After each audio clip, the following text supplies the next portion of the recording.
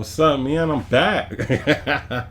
Hey, I had these little moments where I kind of fall off and it don't be as consistent as it should be. But I'm back. You know what? It's time to get back onto it. It's the miracle blueprint.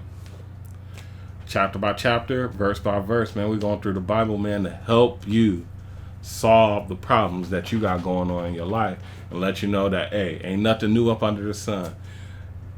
If you going through it right now, somebody else has gone through it already. You know what I'm saying? We're gonna learn from they experience to help you with your experience. So today, your next move is gonna be your best move. Your next move is going to be your best move. Now, you can be going through tons of situations. You can be going through situations where, you're thinking about moving, getting a new job. You're thinking about starting a new side hustle. You're thinking about moving. You may be thinking about, should I date this person? Should I marry this person? Should I have a kid right now? There's tons of decisions that anybody who's watching this could be going through, right? But I just want to tell you that with God, He will help you make sure that your next move is your best move. Now, like I said, chapter by chapter, verse by verse, we going through the Bible, right? Right now, we're in Genesis chapter 46. We're talking about Jacob. Jacob, his son was, he thought his son was dead. Come to find out, his son wasn't dead. His older son sold his youngest son into slavery. And while he was in slavery, went through a whole bunch of trials and tribulations to where now he's the governor of Egypt. You know what I'm saying? They finally find out that Joseph is who he is. There's already been a long story before this. Check out my other videos if you want to check them out. Now it's time where Joseph has allocated some land and he wants his father to come down to Egypt. Come on down to Egypt. I got some better land for you, right? Now, the big decision is, I'm old. I got kids. I got grandkids. He got everything. He got cattle. He got flocks of sheep. You know what I'm saying? He got crop. You know what I'm saying? He got everything already, right? He's a very rich man at this point in time. Why should I move at the age of 90? And we're going to see what he does and what helps him make this decision to make this move. So let's go ahead and go into the chapter. Genesis 46. So Israel began his trip to Egypt. First he went to Beersheba. There he worshipped God, the God of his father Isaac. He offered sacrifices. During the night, God spoke to Israel in a dream and said, "Jacob, Jacob." Israel answered, "Here I am." Then God said, "I am God, the God of your father. Don't be afraid to go to Egypt. In Egypt I will make you a great nation. I will go to Egypt with you, and I will bring you out of Egypt again. You will die there, but Joseph will be with you. His own hands will close your eyes when you die." Then Jacob left Beersheba and traveled to Egypt. His sons, the sons of Israel, brought their father, their wives, and all their children to Egypt. They traveled in the wagons the Pharaoh had sent. They also had their cattle and everything they owned in the land of Canaan. So Israel went to Egypt with all his children and his family. With him were his sons and his grandsons, his daughters and his granddaughters. All of his family went with him. These are the names of Israel's sons and family who went to Egypt with him. Reuben was Jacob's first son. Reuben's sons were Hanok, Palu, Hezron, and Carmi. Simeon's sons were Jemuel, Jamin, Ohad, Jachin, and Zohar. There was also Shaul. Shaul was born from a Canaanite woman. Levi's sons were Gershon, Kohath, and Merari. Judah's sons were Er, Onan, Shelah, Perez, and Zerah. And Onan died while still in Canaan. Perez's sons were Hezron and Hamul. Issachar's sons were Tola, Pua, Job, and Shimron. Zebulun's sons were Sered, Elon, and Jaleel. Reuben, Simeon, Levi, Judah, Issachar, and Zebulun were Jacob's sons from his wife Leah. Leah had these sons in Paddan Aram. She also had a daughter named Dinah. There were 33 people in this family. Gad's sons were Zephon, Haggi, Shuni, Esbon, Eri, Arodi, and Areli. Asher's sons were Imnah, Ishva, Ishvi, Beriah, and their sister Sarah. Also there were Beriah's sons, Heber and Malchiel. All these were Jacob's sons from his wife's servant, Zilpah. Zilpah was the maid that Laban had given to his daughter Leah. There were 16 people in this family. Benjamin was also with Jacob. Benjamin was Jacob and Rachel's son. Joseph was also Rachel's son, but he was already in Egypt. In Egypt, Joseph had 2 sons, Manasseh and Ephraim. Joseph's wife was Asenath, the daughter of Potipharah, the priest in the city of On.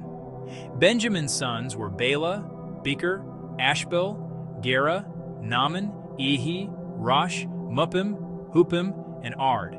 These were the sons of Jacob from his wife Rachel. There were 14 people in this family.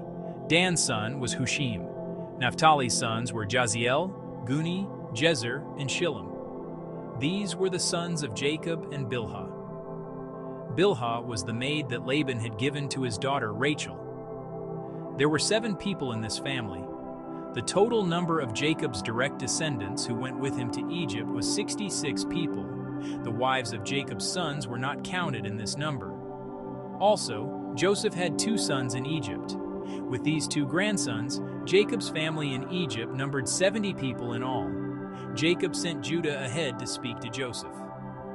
Judah went to Joseph in the land of Goshen. Then Jacob and his people followed into the land.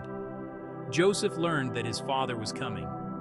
So he prepared his chariot and went out to meet his father, Israel, in Goshen. When Joseph saw his father, he hugged his neck and cried for a long time. Then Israel said to Joseph, "Now I can die in peace. I have seen your face, and I know that you are still alive." Joseph said to his brothers and to the rest of his father's family, "I will go and tell Pharaoh that you are here.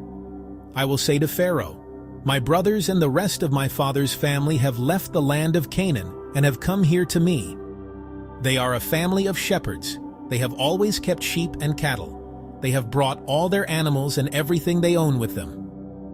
When Pharaoh calls you, he will ask, "What work do you do?" You tell him, "We are shepherds. All our lives we have been shepherds, and our ancestors were shepherds before us." Then Pharaoh will allow you to live in the land of Goshen. Egyptians don't like shepherds, so it is better that you stay in Goshen. Genesis 46. All right. So, boom, that was Genesis chapter 46. So, like I said, man, we go on chapter by chapter, verse by verse, because we have to find out the key to making sure that your next move is going to be your best move. And it's very, very simple. You got to pray about it. That's what Jacob did before he did this whole scenario. He prayed and he got a sign from God. And God was like, you know what? Yep, move. You're going to have the signs, but you got to surrender and, you know what I'm saying, just give it up to God that you're going to be making the best move. If you're conflicted about something that you're going to do, pray about it.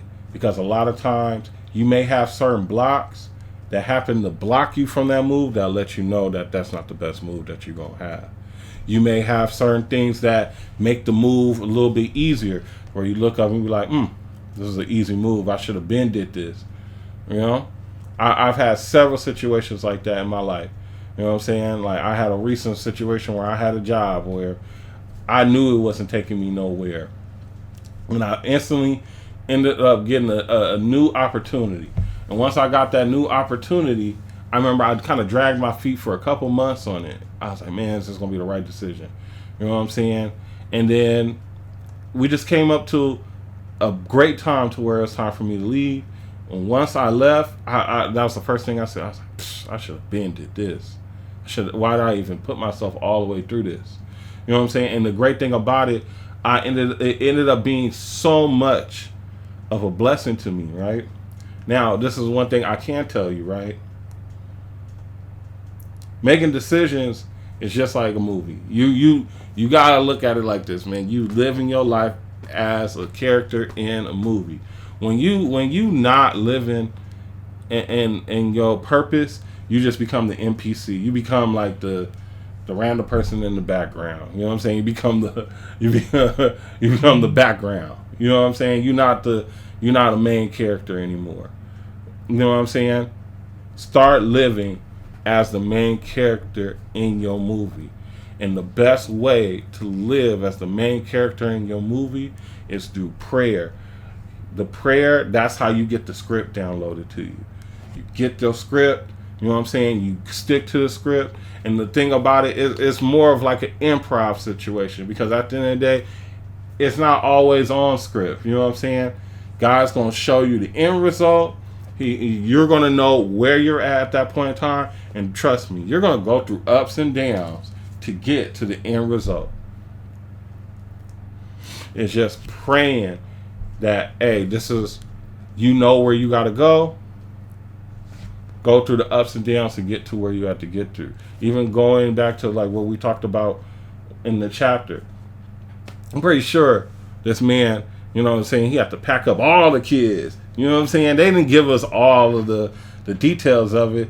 But man, it was 66 people. And they didn't even include the wives. They didn't include the wives. Man, you think it wasn't no attitude? You think it wasn't no pushback? You didn't think he didn't have to answer no questions? You think he was just like, we going, and everybody went? Man, please.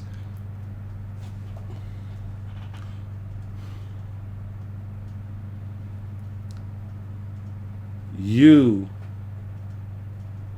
will make your next move, and it'll be the greatest move that you ever had.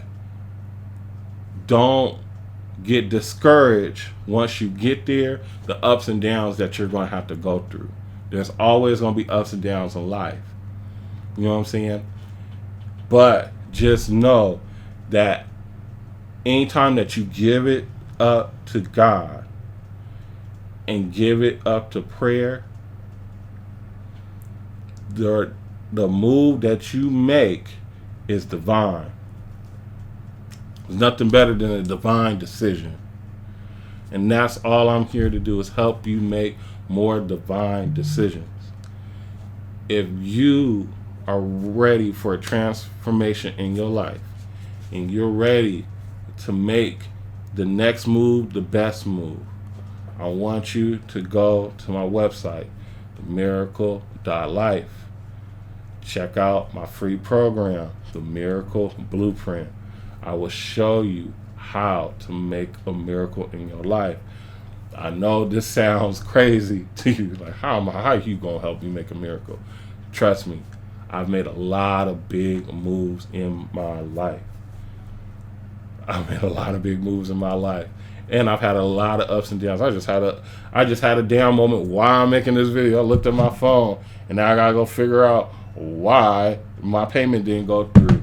You know what I'm saying? But guess what? I'm going to keep making these videos because I know the end result of me making these videos is going to help people out.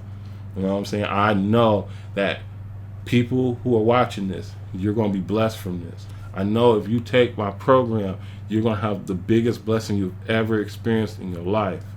And that's all I want for you. Thank you once again for taking your time to watch this video, and I hope to see you in the next one.